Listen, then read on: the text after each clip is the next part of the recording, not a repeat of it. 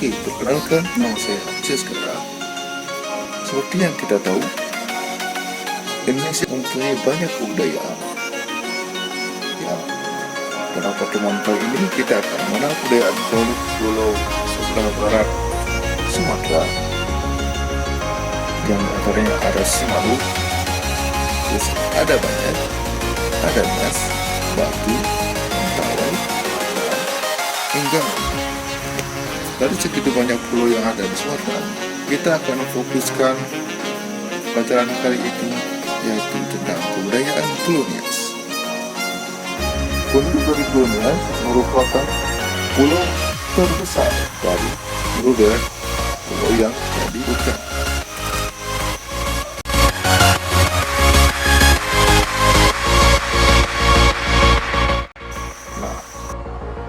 Orang Nias telah mengembangkan kebudayaannya sendiri yang disebut kebudayaan megalitik. Kebudayaan megalitik ini rupanya sudah mereka bawa dari benua Asia pada zaman purba.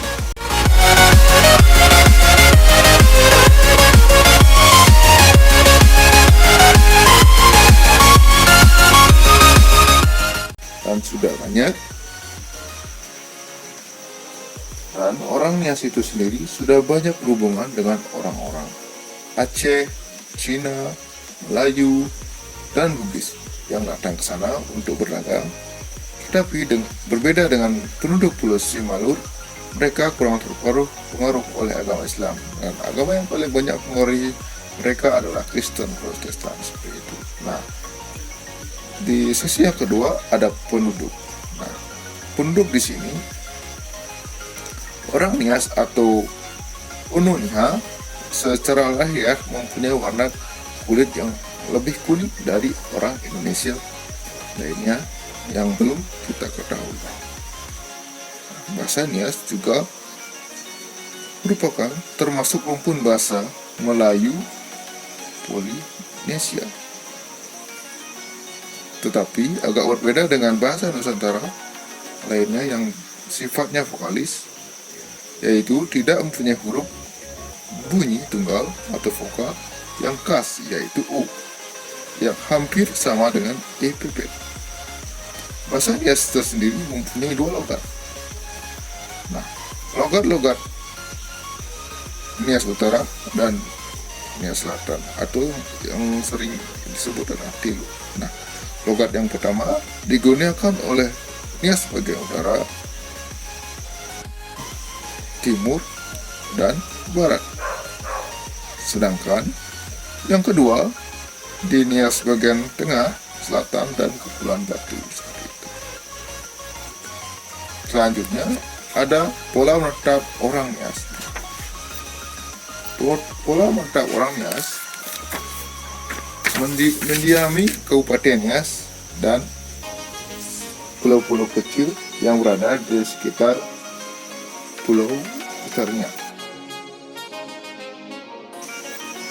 seperti Pulau Hinaku yang di barat, Pulau Sinau, Lavau di utara, Pulau Batu di selatan, dan lain-lain. Nah, ada juga desa-desa atau yang bisa dikenal dengan benua Nias di pedalaman sukar dihampiri, karena desa-desa tersebut biasanya ada di puncak bukit atau gunung-gunung yang dimana sering digunakan untuk pertahanan dalam masa lampau. Dan bentuk rumah orang di Nias atau Omu yaitu ada dua macam.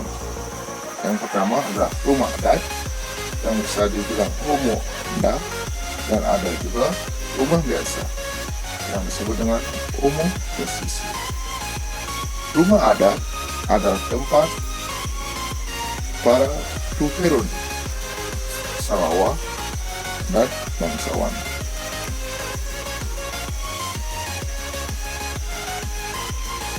Nah, pada zaman dahulu ada yang begitu sangat terkenal di Nias, yaitu latihan lompat tinggi yang biasa disebut dengan sau-sau. Nah, sau-sau ini pada zaman dahulu merupakan ilmu lompat tinggi yang penting untuk melompati pagar pertahanan musuh. Dan sekarang sau-sau sudah tidak ada bekasnya lagi di Nias. Bagian lainnya yang hanya akan kita jumpai di Nias bagian selatan. Dan seterusnya ada mata pencarian hidup orang Nias. Mata pencarian hidup orang Nias pada umumnya adalah bercocok tanam, kecuali yang ada di daerah pantai, yang mereka pada umumnya adalah berkebun kelapa.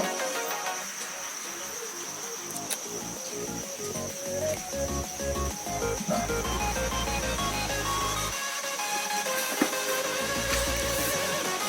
ada istilah-istilah yang digunakan dalam kegiatan bercocok tanam atau mata pencarian hidup orang Nias. Yang pertama ada sarili atau ladang, terus ada laza atau sawah, ada fatu atau kapak besi, terus ada belewa untuk parang besi yang biasanya digunakan untuk membuka hutan dan membebas semua. Terus ada taru yaitu tongkat tunggal untuk menanam benih padi. Terus ada foku. Nah, di sini adalah cangkul, bisa digunakan di sawah ataupun di ladang. Terus ada balatu mawasi yang biasanya alat yang digunakan untuk menuai padi.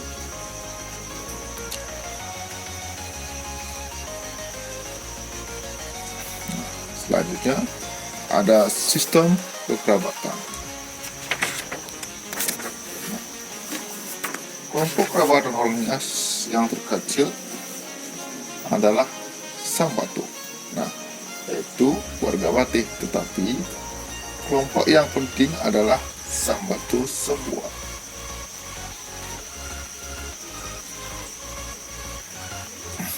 Yakni warga luas, Firi lokal, atau bisa disebut Firi lokal extended family, yang terdiri dari keluarga Batih senior ditambah lagi dengan keluarga-keluarga Batih putra-putranya yang tinggal serumah, sehingga berupa suatu rumah tangga atau household dan suatu kesatuan ekonomis. Itu dan gabungan dari Sambatu ini, Sambatu semua dari satu luhur disebut dengan madu. Nah, di Nias Utara, Timur dan Barat, mereka menggunakan madu sebagai kata gabungan dari Sambatu semua. Terus ada Gana yang digunakan di Nias Tenggara dan Selatan. Nah, madu di sini dapat kita samakan dengan marga orang Batak, klan besar patrilineal seperti itu. Nah, fungsi madu terutama untuk mengurus hal dalam batasan jodoh dalam perkawinan. Nah, di Nias berlaku madu eksogami. Terus ada sistem kemasyarakatan. Sistem kemasyarakatan di Nias sendiri sebelum kedatangan orang Belanda pada 1998 memiliki 4 lapisan masyarakat atau masyarakat Tanah Minang ini mengenal 4 lapisan masyarakat. Yang pertama adalah Siulu atau bangsawan. Nah, Siulu atau bangsawan ini dibagi menjadi 2 golongan. Yang pertama adalah Balo Siulu atau yang memerintah atau yang sering disebut pemimpin seperti itu. Terus ada Siulu atau bangsawan kebanyakan. Dari bangsawan yang kebanyakan itu, maka yang kedua ada lapisan masyarakat Ere. Nah, Ere di sini di Nias merupakan pemuka agama atau pemuka agama Pelebegu. Pemuka agama Pelebegu ini bisa kalau di Bali seperti pemangku seperti itu. Dan yang ketiga ada Ono. Nah, Ono Mabua, maaf, yang artinya rakyat jelata. Di sini ada dua golongan juga. Ada Silia atau masyarakat yang cerdik dan pandai, biasanya menjadi pemuka rakyat, dan ada satu atau rakyat kebanyakan. Terus yang terakhir adalah Sawuyu atau budak. Nah, budak di sini dibagi menjadi tiga golongan. Ada Binu, budak karena kalah perang atau diculik. Terus ada saudara hari. Di sini adalah budak karena tidak dapat membayar hutang, seperti itu. Terus yang terakhir ada Hoito, yaitu orang yang menjadi budak karena ditebus seorang setelah jatuh hukuman mati. Nah, dari semua budak itu golongan inilah yang merupakan yang paling buruk, karena dari kalangannya adalah yang dapat dipilih untuk dikorbankan pada upacara yang memerlukan korban manusia, seperti itu. Dan masih banyak lagi penjelasan tentang sistem kemasyarakatan Nias. Terus yang selanjutnya ada agama dan religi. Sebagian besar orang Nias memeluk agama Kristen Protestan atau menganut agama Kristen Protestan.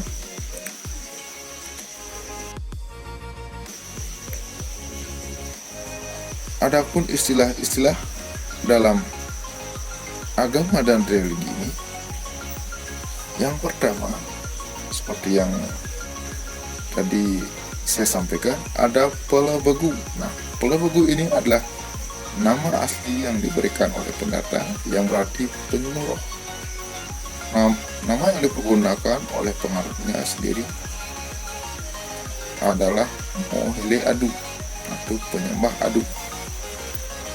Sifat agama ini adalah berkisar pada penyembahan roh leluhur, seperti itu. Patung yang ditempati oleh leluhur disebut dengan adu satwa dan harus dirawat dengan baik. Terus ada Bodo, yaitu tubuh kasar, dan ada Nosa, yaitu nafas, dan Lumuhu, yaitu adalah bayangan, dan Lowalangi yang bisa diartikan dengan Tuhan. Terus ada Beku atau roh, dan Teoholiana, yaitu dunia roh, dan Mau adalah kucing penjaga, seperti itu. Dan Huhu adalah sahir yang bisa dimakan oleh orang Nias, dan Torau adalah pohon kehidupan. Dan masih banyak lagi istilah-istilah yang ada dalam kepercayaan atau agama atau dalam religi orang Nias. Mungkin kita bisa mencarinya selain di sini. Dan sekian materi yang dapat saya sampaikan hari ini. Sampai jumpa menemukan. Jangan lupa like dan subscribe video ini untuk mendukung video ini menjadi lebih baik. Terima kasih.